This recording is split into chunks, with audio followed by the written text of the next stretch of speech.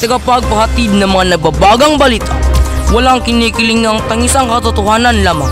Ito ang DZRH, Boses ng Sambayanan, DZRH 102.9 sa palapitan ng inyong mga radyo. Mula sa bulwagang pambalitaan, himpilan at sandigan ng bayan, ito ang DZRH 102.9. Mga nagbabagang balita mula sa loob, labas ng bansa.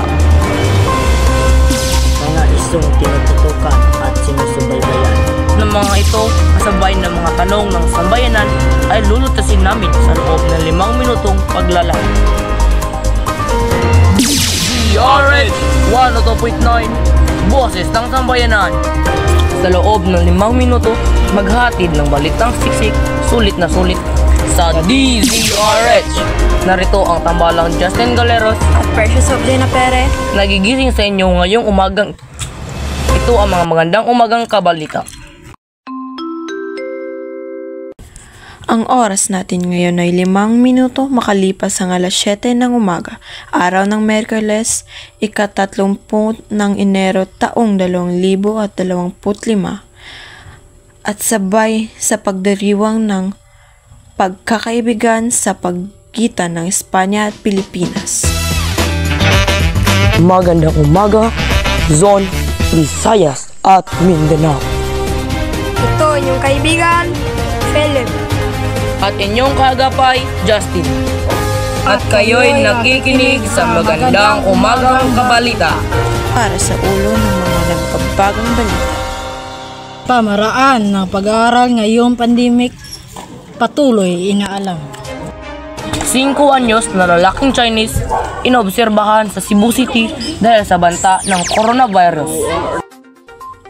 Para sa mga detalye ng mga nagbabagang balita, sa Pilipinas, sinasabi ng Department of Health, DOH, na may isang 5 anyos na lalaking Chinese ang inobserbahan sa Cebu City dahil sa coronavirus. Pero hindi pa tinutukoy kung ito ay kapareho ng virus mula sa China. Sa ngayon, bumubuti na raw ang kondisyon ng bata, bagamat naka-isolate pa rin ito. Naka-isolate din ang kanyang nanay, pahayag ng Health Secretary Francisco Duque. tuloy ang pagtatala ng mga bagong kaso ng 2019 novel coronavirus na nagmula sa Wuhan sa China. Sa huling ulat ay 9 na ang kumpirmadong patay sa naturang sakit. Bukod sa China, may mga kaso na rin ng COVID-19 sa Thailand, South Korea, Japan, Taiwan, Macau, Hong Kong at maging sa Amerika. Isa sa nakikitang pamamaraan ng Department of Education upang hindi ituluyang maantala ang klase ng mga estudyante ay magkaroon ng lesson gamitan ng telebisyon at radyo. Bukod sa internet, ang TV at radyo raw ang maaaring gamit lalo na sa mga lugar na imposibleng pa rin magklase. Sa mga classroom pagdating ng pasukan, mag-aanunsyo ang DepEd patungkol sa pagbubukas ng klase. Salamat kaibigan, muling magbabalik ang istasyon ito matapos ang maikling pagtatalasyon.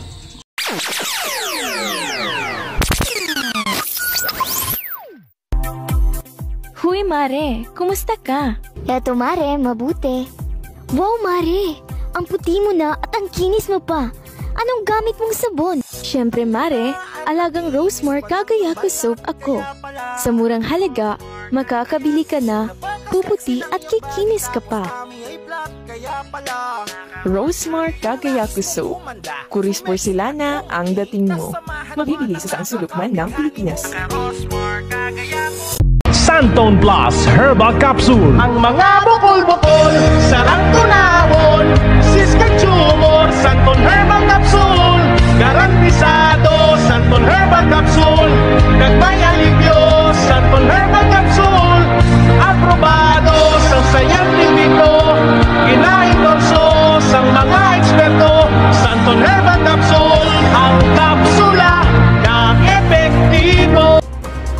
Kayo'y patuloy na nakikinig sa Voice DZRH 102.9 DZ. Boses ng masa, DZRH. Muling magbabalik ang istasyong ito matapos ang maikling patalastas. Para naman sa ating balitang sports, Kaagapay Justin, ibahagi mo. Tulukan ang 5-game losing streak ng Los Angeles Lakers. Tinalo ng Lakers ang Houston Rockets sa score na 132-123. Apat na mga laro ng LA ang umiscore ng mahigit 20 points sa pamumuno ni James na nagtala ng triple-double performance. 32 points, 11 assists, 11 rebounds at 2 blocks. Umakot si Malik Monk ng 25 points.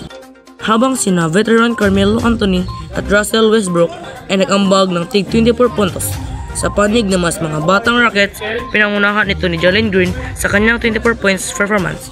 Umakyat sa 7-18 win-loss card ang Lakers, habang Houston ay nanatili sa laylayan ng West sa kanilang 10-25 na kartada.